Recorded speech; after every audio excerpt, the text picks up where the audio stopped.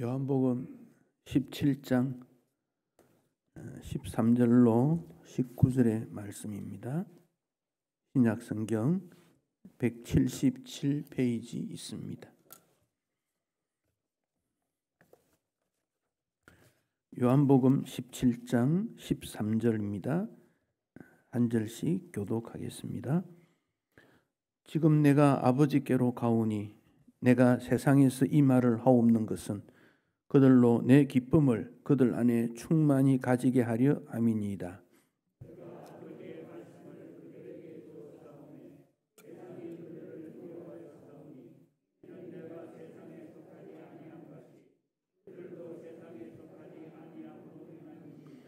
내가 비옵는 것은 그들을 세상에서 데려가시기를 위함이 아니요 다만 악에 빠지지 않게 보존하시기를 위함이니이다. 내가 세상에 속하지 아니함 같이 그들도 세상에 속하지 아니하였사옵나이다. 그들을 진리로 거룩하게 하옵소서. 아버지의 말씀은 진리니이다. 아버지께서 나를 세상에 보내신 것 같이 나도 그들을 세상에 보내었고 함께 읽습니다. 또 그들을 위하여 내가 나를 거룩하게 하오니 이는 그들도 진리로 거룩함을 얻게 하려 함이니이다. 아멘. 기독교 신앙은 예수님이 누구며 예수님이 어떤 일을 하셨고 또 우리가 그 예수님을 어떻게 따라야 할 것인가, 거기에 모든 것이 달려져 있습니다. 그래서 예수 중심이다. 그러니까 그렇게 말할 수 있습니다. 예수님 하신 일은 크게 세 가지지요. 하나는 천국의 복음을 이 땅에 전해주신 거예요. 구약 시대에도 하나님의 말씀이 있습니다. 선지자들을 통해서 이 말씀을 주었지요. 그런데 그 말씀이 부분적으로 주어졌고 앞으로 올 메시아를 통해 하나님의 나라가 이루어지는 거다. 그렇기 때문에 희미했다는 거지요. 분명치 않고 또 말하는 선지자들도 이게 무슨 말일까 잘 몰랐습니다. 그러다가 예수님께서 오셔서 세상의 빛으로 이 땅에 오신 예수님이라고 스스로 밝히셨고 만나는 사람들에게 천국의 말씀을 전해주십니다. 우리 예수님은 천국에서 내려오셨으니까 천국에 대해서 예수님만큼 많이 아는 분이 있겠습니까? 그럼 천국은 어떤 곳인가를 말씀하시고 이런 사람이 복이 있다. 이렇게 살아야 된다. 천국 복음을 말씀해 주셨습니다. 그래서 기독교 신앙을 말씀 중심이다. 그렇게 말합니다. 설교도 말씀이 시간을 많이 배당하는 이유가 거기에 있고 성경 공부를 강조하고 성경을 읽고 쓰고 외우게 하는 이유가 말씀 중심이기 때문에 그렇습니다. 그리고 우리 예수님은 그 하나님 말씀이 진리고 우리 예수님이 능력자이심을 보여주는 증거로 치유의 역할을 많이 하셨습니다. 그래서 병든 자를 고치심입니다. 그냥 병든 것은 시간이 지나면 나을 수도 있고 또 의사가 치유할 수도 있겠지요. 그런데 우리 예수님은 불치의 병, 난치의 병, 마음의 병, 영혼의 병 모든 것을 치유해 주셨습니다. 중풍병, 나병, 우리가 말하는 고치지 못하는 많은 질병들 뿐만 아니라 정신적인 질병, 도덕적인 문제, 영적인 모든 문제를 치유해 주시고 오늘 우리에게도 치유자 되셔서 우리를 죄에서 벗어나 의에 거하도록 해주십니다. 그리고 예수님이 제자들을 불렀습니다. 죄인들을 불러서 말씀을 가르치고 변화시켜서 사명을 주고 이 땅에 하나님의 나라 위에서 일꾼으로 삼으십니다. 제자 삼기 그런 말을 합니다. 그래서 교회에서의 모든 교육의 핵심은 제자 삼기다. 그렇게 말합니다. 제자로 삼을 뿐 아니라 파송받아서 제자의 삶을 살게 하는 것. 요한복음 17장에서 예수님께서 기도하시는 그 내용들을 보면 특별히 제자들과 성도들을 위한 기도입니다. 그 제자들이 예수의 마음으로 예수님 십자가 이후에 일어날 박해와 환난이 있음에도 불구하고 두려워하지 말고 천국 백성임을 늘 기억하며 예수님께서 십자가 지신 이후에 모든 일이 완성됨으로 일어나는 기쁨을 제자들도 가지고 세상에 나아가서 거룩한 삶과 진리의 삶을 살아야 된다. 그 교훈을 위해서 요한복음 17장에서 기도하고 있는 것을 보게 됩니다. 먼저 성도는 우리는 이 땅에 속한 자가 아니다. 이 점을 우리가 기억해야 되겠습니다. 14절 말씀, 내가 아버지의 말씀을 그들에게 주었사오며, 아버지의 말씀, 하나님 아버지의 말씀, 천국 말씀을 제자들에게 주었습니다. 세상이 그들을 미워합니다. 왜 그렇습니까? 이 땅에서 천국의 삶을 사니까 어울릴 수가 없습니다. 미워합니다. 이는 내가 세상에 속하지 아니함 같이 그들도 세상에 속하지 아니함으로 인함이니이다. 그래서 그리스도인의 신분은 이중적입니다. 이 땅에도 살지만은 이 땅에서 영원한 삶이 아니고 천국의 영원한 삶을 사는 것이기 때문에 예수 믿는 궁극적 이유가 천국을 경험하는 일입니다. 천국을 경험하는 일입니다. 이 땅에서 부자가 되고 명예롭고 존귀함을 받고 그것도 필요합니다. 그런데 예수 믿지 않아도 부자 될 수 있고 명예로울 수 있고 권력 가질 수 있습니다. 박사도 되고 부자도 되고 최고의 존칭을 얻을 수도 있습니다. 그러나 예수 없으면 구원 없습니다. 이 땅에 있는 것은 짧은 거라 그랬습니다. 일시적인 일입니다. 영원치 않습니다. 그래서 우리 예수님은 영원한 것을 바라보고 영원한 것을 목표로 하라, 그 말씀을 주십니다. 사도행전 4장 12절, 다른 이로서는 구원을 얻을 수 없나니 천하 인간에게 구원을 얻을 만한 다른 이름을 우리에게 주신 일이 없음이라. 무엇으로 구원받습니까? 예수 믿고 구원받는 겁니다. 그래서 믿음을 강조하고 있습니다. 이 땅에 사는 삶이 궁극적 목표는 아니라는 것을 기억하는 것은 하나님께서 우리 위해 새하늘과 새 땅을 준비하시고 우리를 위해 기다리고 있다는 사실입니다. 그래서 예수님께서 이 땅에 오셨을 때 회개하라, 천국이 가까웠느니라, 그렇게 말씀했습니다. 천국 풀어 쓰면 하나님의 나라, 천당 풀어 쓰면 하늘의 집, 그렇습니다.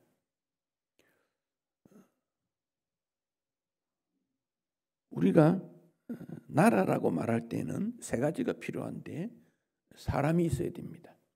사람이 없는데 땅만 있다고 해서 나라라고 말하지 않습니다. 인구가 얼마냐 하는 겁니다. 두 번째가 땅이 있어야 됩니다. 사람은 있는데 흩어져 있으면, 자기 땅이 없으면 나라라고 말하지 않습니다. 그러니까 세계 역사를 보면 나라들이 계속 싸우지 않습니까? 그게 땅 따먹기입니다. 어떻게 땅을 많이 차지하냐? 우리나라의 고구려, 백제, 신라 땅 따먹기입니다. 이게 얼마나 땅을 영역을 넓히냐. 지금도 그렇습니다. 그리고 사람이 얼마나 있느냐, 인구입니다. 거기에 또 하나 중요한 것이 주권입니다. 그 나라의 권한을 인정하게 될 것인가. 미국이란 나라가 제일 강대국이지만은 거기에 있는 원래 있던 인디안들, 유럽에서 사람들이 넘어갔을 때 얼마나 전투를 많이 합니까? 또 미국이란 나라가 땅을 넓히기 위해 남북으로 확장을 시켜나갑니다.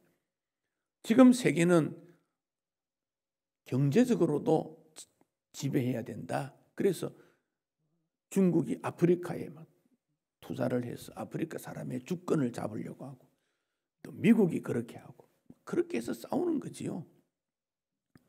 구원은 미래적 사건이지만 현재에서 미래로 이어지되 거기에는 반드시 하나님의 나라를 꿈꾸는 하나님의 주권을 인정하는 하나님의 백성들이 모여 있는 것이 하나님의 나라입니다.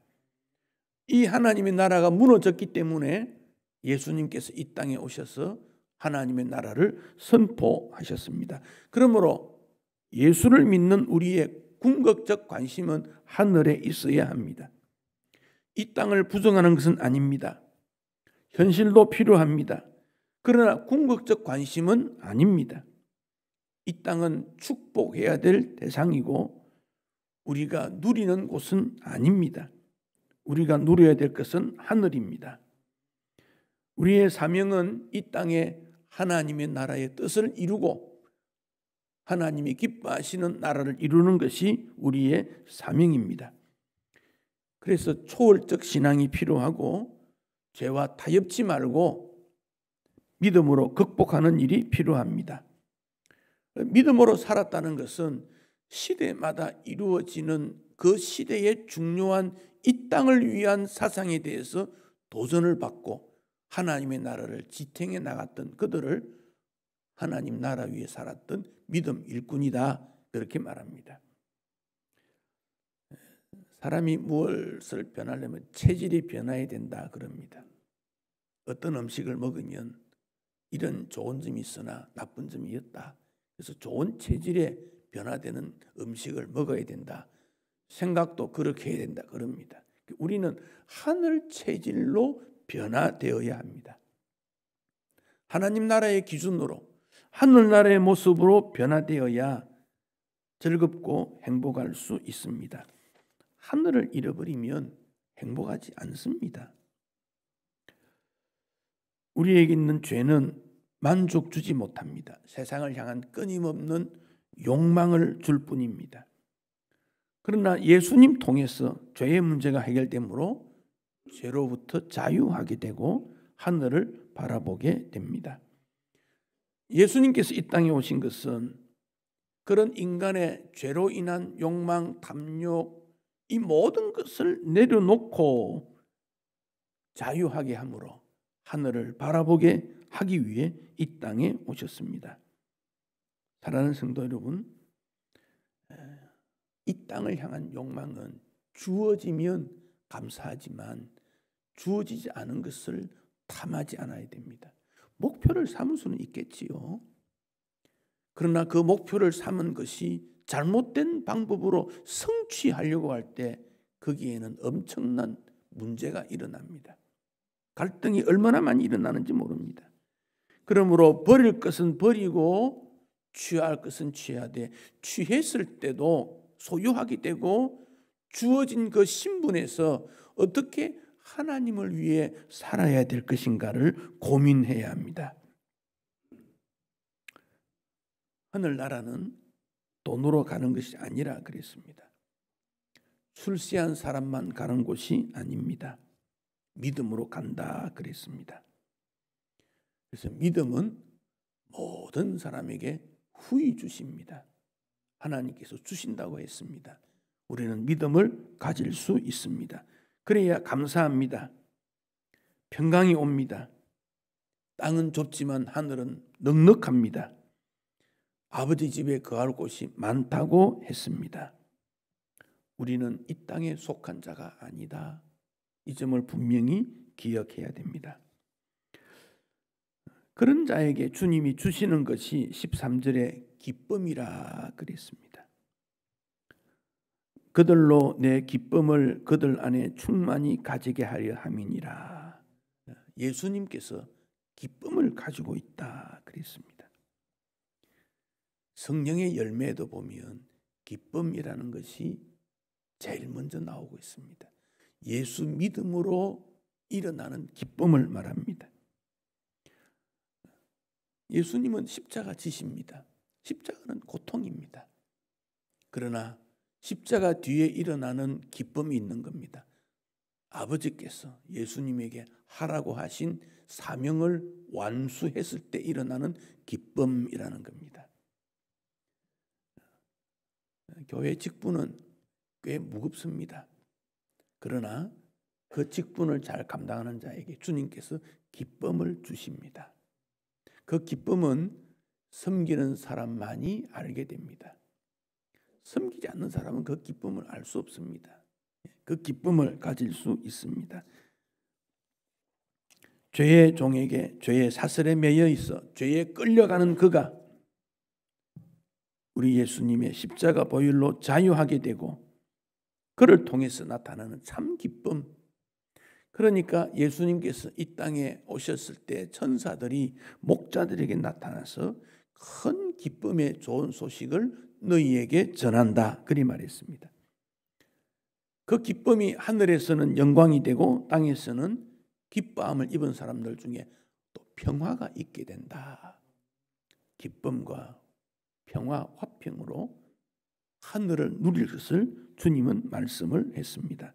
예수님의 기쁨, 여러분에게도 항상 있기를 축복합니다. 이어서 예수님께서 우리를 세상에 보낸다 그럽니다. 파송시킨다는 겁니다. 우리를 세상에 속하지 않는다 하는 말씀이 14절, 15절, 16절 계속 나옵니다. 근데 18절에 가면 아버지께서 나를 세상에 보내신 것 같이 나도 그들을 세상에 보내었다. 파송시켰다. 그런 말씀을 합니다. 예수 믿은 사람이 가진 사명을 가지고 이 땅에 일꾼으로 살아가는 것, 이 파송이라는 겁니다. 파송된 그는 하나님의 나라를 보여주어야 되고 하나님의 뜻을 보여주어야 되는 거예요. 어떤 목사님이 그 사모님이 건강이 좋지 않았습니다. 어느 날 집회를 나가야 되는데 사모님이 말합니다. 여보, 어제 병원에 갔는데 의사가 나보고 암이래. 마음이 철렁 내려앉지 않겠습니까? 집회에 갔는데 설교가 나오지가 않습니다. 그 머리에 뱅뱅 돕니다. 하나님이 나를 이곳에 왜 보냈을까? 왜 그런 고통을 주었을까? 파송받은 일꾼이라는 겁니다. 또 치료를 하고 회복이 어느 정도 됐습니다. 또 어느 날 건강이 좋지 못해 가니까 심장에 또 수술을 해야 된대요.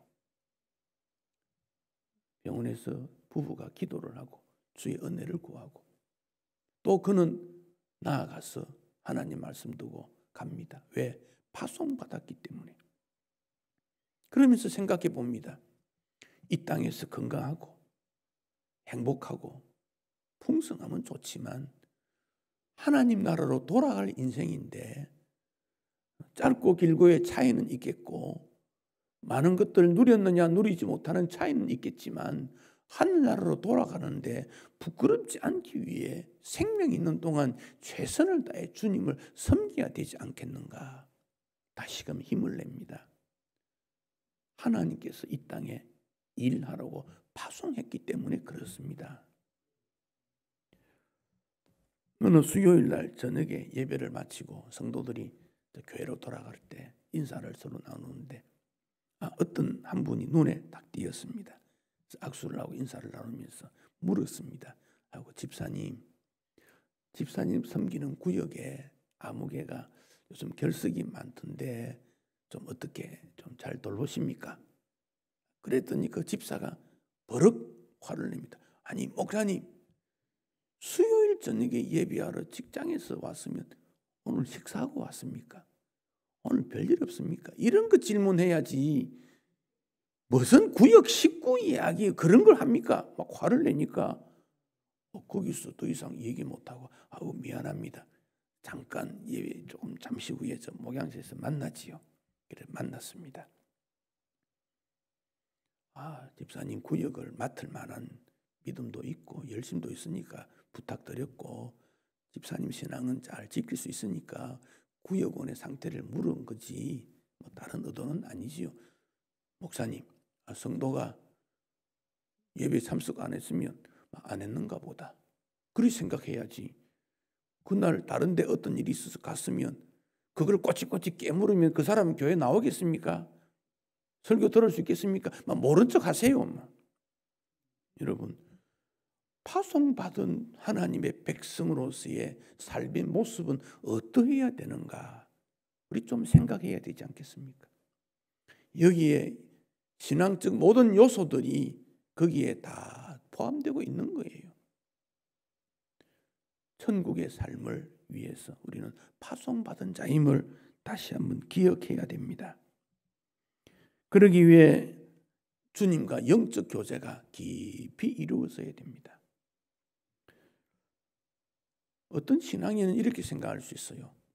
현실 세계가 복잡하고 갈등이 많으니 초월하고 싶다. 그래서 기도원이나 수양관 속에서 자기 신앙만 지키면 되지. 다른 사람 신앙은 어떠해라. 또 함께 모여서 어떤 계획을 세우고 일한다는 것이 어렵지 않는가? 수양관, 기도원 혹은 신앙생활 하면서도 혼자 신앙생활 하는 사람이 있을 수 있습니다. 하나님과 영적 교제에 만족하는지는 모르지만 교회가 이 세상의 복음화를 위해 세워진 기관이고 이 땅에 하나님 나라 위에 보냄받은 직분자들이 모여 사는 그리고 함께 하나님의 나라를 꿈꾸는 그 터전인 것을 기억하면 우리가 그런 신앙에서 좀 벗어나서 주의 교회를 위해서 내가 헌신해야 될 바는 무언가? 무엇으로 섬겨야 되는가? 과연 내 마음에 천국을 향한 소망이 있는가? 이런 점들을 우리는 살펴봐야 되지 않겠습니까? 그런 자에게 주님께서는 축복하시고 은혜를 베푸시고 함께 하시고 능력 주시겠다고 약속했지 않습니까? 피츠제럴드라는 사람이 있었는데 아내가 일찍 죽었습니다. 슬픈 마음으로 주변 사람들이 나이도 젊으니까 재혼해라 그랬는데 11살 된 아들이 있어가지고 난 재혼할 수 없다. 그래서 아들을 보고 지났는데 아들이 그만 20살쯤 되어 또 죽어버렸습니다. 마음이 너무 허전하고 그래서 취미 생활을 시작했는데 그림을 모으는 그런 취미 생활을 했습니다. 박물관 혹은 미술관 어디든지 가서 감상을 하고 또 적절한 물건이 있으면 구입을 하고 보관을 했습니다. 그러다가 피츠제럴드도 죽기가 되는 그런 때가 되자 변호사에게 유언장을 맡기면서 내가 있는 모든 소장한 물건들 경매해서 다른 사람도 볼 수 있도록 하라 그렇게 했습니다. 그가 가진 소장품 중에 한 무명 화가가 그린 그림을 제일 먼저 경매해라 그랬는데 그 그림은 그 무명 화가가 자기 아들의 초상화를 그린 그림이었습니다. 그래서 물건을 경매를 하는데 사람들이 모여 있는데 제일 먼저 자기 아들의 얼굴을 그린 그림을 내세우니까 누가 그걸 사겠습니까? 아무도 사지 않지요. 그런데 어떤 한 나이가 드신 분이 사겠다고 나왔습니다. 그분을 보니까 자기 아들을 양육시킨 그런 노인이었습니다. 양육 아버지라고 볼 수도 있어요. 내가 가난하지만은 재산을 통해서 그 아이의 초상화를 사겠다고 합니다. 그래서 그걸 팔았습니다. 그 후에 변호사가 유언장을 펴서 읽었습니다. 나의 모든 재산은 내 아들의 초상화를 산 사람에게 주어야 한다. 왜 그렇습니까? 아버지가 볼 때 자기 아들을 귀히 여기는 그 사람을 존중히 여기는 것은 아버지의 마음 아닙니까? 하나님 아버지께서 예수님을 사랑하고 예수님 하셨던 일을 존중히 여기고 그 일에 헌신하는 사람을 하나님 아버지께서 복 주시는 것은 아버지의 마음 아니겠습니까? 힘이 들어도 하나님을 사랑하고 하나님의 뜻을 이루는 그 길을 우리는 따라야 합니다. 세상에서 하나님의 일을 하는 그들이 주님은 거룩성을 띌 것을 말씀하십니다. 19절에 17절도 17절 먼저 볼까요? 그들을 진리로 거룩하게 하옵소서. 하나님 말씀은 진리니이다. 19절 또 그들을 위하여 내가 나를 거룩하게 하오니 이는 그들로 진리로 거룩함을 얻게 하려 함이니이다. 주님의 일을 하는 사람은 이 거룩, 구별성, 다른 점이지요. 세상 중에서 예수님에게 주신 그들을 위해 예수님이 기도하시면서 그들이 세상과 다르게 구별된 삶을 살아야 된다. 그 점을 강조합니다. 예레미야 선지자를 하나님이 불렀습니다. 내가 너를 모태에 짓기 전에 너를 알았고 네가 배에서 나오기 전에 너를 성별하였고 너를 여러 나라 선지자로 세웠노라. 예레미야 1장 5절. 알았고 성별했고 세웠다. 그러니까 주님은 오늘도 우리를 아시고 구별시키시고 일꾼으로 세우시는 분이다. 모세에게 아론과 그 아들들에게 제사장 옷을 입히고, 제사장 옷을 입힌다는 것은 구별시키는 거지요.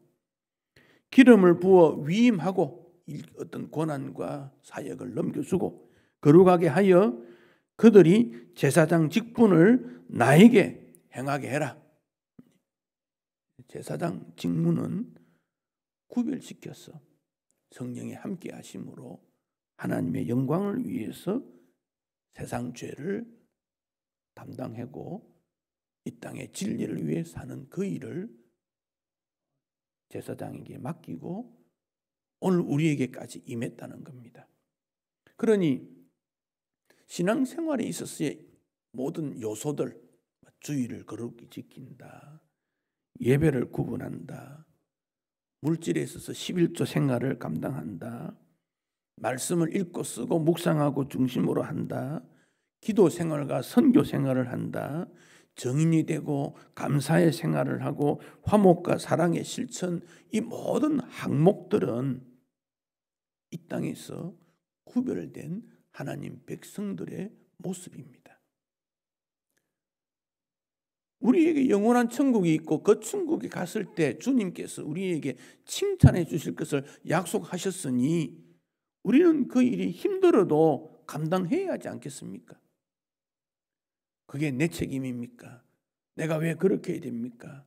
나에게도 자유가 있는데요. 그런 말이 아니라 힘들고 어려워도 나에게 맡겨주신 그 일은 믿음으로 감당하겠습니다. 바로 이 점이 구별시킨 이유 아니겠습니까? 우리 주님께서 보혈로 우리를 구별해 주셨으니 예수님 닮는 마음으로 사랑의 실천자가 되고 거룩함을 표현함으로 이 땅에 하나님의 나라를 이루는 것이 이 땅에 남겨준 목적이요 우리의 사명입니다. 이 땅에 파송된 하나님의 일꾼입니다. 그러므로 우리는 일꾼다운 영적 성숙에 대한 관심을 가져야 합니다. 한 해를 지나오면서 올 한 해 나는 어떤 부분에 성숙했는가, 변화되었는가? 베드로후서 1장 5절에서 7절의 내용을 보면 베드로가 신앙 성숙에 대한 덕목들을 말씀하고 있습니다. 베드로후서 1장 5절에 보면 너희가 더욱 힘써라는 말씀이 먼저 나옵니다. 더욱 힘써라. 더 많이 노력해라. 이어서 이 말씀이 다 마친 다음 베드로후서 1장 10절에도 그러므로 형제들아 더욱 힘써 너희 부르심과 택하심을 굳게 해야 한다. 더욱 힘써야 된다. 그 항목들을 1장 5절에서 7절에 8가지 항목들을 우리에게 제시합니다. 믿음이라는 것을 제일 먼저 제시했지요. 믿음 없이 믿음 생활을 한다는 것은 이상하지 않습니까? 그 믿음이 기초지요. 왜 덕을 쌓는다. 덕. 일반 사람들은 사회 윤리 도덕을 강조하겠지만 신앙인은 믿음의 덕을 더 강조해야 합니다. 덕은 지혜, 선, 능력, 의로움을 표현하고 있습니다. 그래서 힘든 사람을 위로하고 격려하고 그들을 품어주는 것이 덕입니다. 이 덕에 지식이 더해져야 됩니다. 덕은 있는데 지식이 부족하면, 통찰력이 모자라면 풍부한 신앙하기 어렵기 때문에 믿음의 덕을 쌓고 덕의 지식을 더해라. 이어서 지식의 절제를, 통제력을 가지라 그럽니다. 지식이 많으면 교만해질 수 있습니다. 넘어질 수 있습니다. 그러므로 절제하는 지식이 되어야 다른 사람들에게 유익을 나누어 주고, 이 절제에 인내가 필요합니다. 고난에 굴복하지 않고 전진하는 역동적 힘입니다. 인내함으로 실수함이나 지나침이 없게 됩니다. 이 인내에 경건을 더해라. 성결 생활이 유지되는 목적이 있습니다. 깨끗함과 순결함이 더해집니다. 이 경건에 형제 우애를 그리고 사랑을 공급하라. 사랑이 없는 경건은 위선일 수밖에 없기 때문에 그렇습니다. 우리는 믿음, 덕, 지식, 절제, 인내, 경건, 형제 우애, 사랑, 이 덕목들을 쌓아서 영적 성장의 열매를 맺고 하나님 앞에 기쁨이 되어야 되며, 예수 그리스도의 십자가를 통과할 때 이런 열매들을 맺게 됩니다. 우리가 이 땅을 사는 동안 끊임없는 도전을 받게 됩니다. 연약에 대한, 환난에 대한, 박해에 대한 이런 일에 우리는 겸손히 그 원인을 다른 데서 찾지 말고 하나님 앞으로 나아가는 방편으로 여기고 인내하고 덕을 쌓을 때 주의 영광스러움을 나타나게 되고, 우리가 천국에서 이 땅을 위하여 보낸 파송받은 일꾼이다. 그 일꾼의 사명을 다하면 다시 하나님의 나라로 부름을 받게 됩니다. 어떻게 하나님 앞에 설 것인가? 이건 다 다릅니다. 동일한 사람 한 사람도 없습니다. 그러나 주님 앞에 섰을 때 칭찬받는 일은 동일할 수 있기 때문에 우리 예수님께서 너희가 이 땅에서 환난을 당하지만 담대해라. 내가 세상을 이긴 것처럼 너희도 세상을 이길 수 있고, 그러므로 주 안에서 평강을 누리고 예수의 기쁨을 풍성히 누릴 때 이 땅에서 하나님 나라 백성의 일꾼 사명을 감당하게 될 것을 지금 우리 예수님이 하나님 아버지께 기도하고 있습니다. 왜 기도합니까? 어려우니까. 믿음 생활이 어려우니까. 일꾼의 삶이 힘드니까. 그 예수님의 기도가 헛되지 않도록 오늘 우리도 노력하고 그 기도의 본을 받아 기도하고 하나님의 영광 위엔 제자의 길에서 넉넉한 이 땅에서의 하나님의 나라 이루는 그런 일에 충성하고 열매 맺는 주의 백성 되시기를 축복합니다. 봉은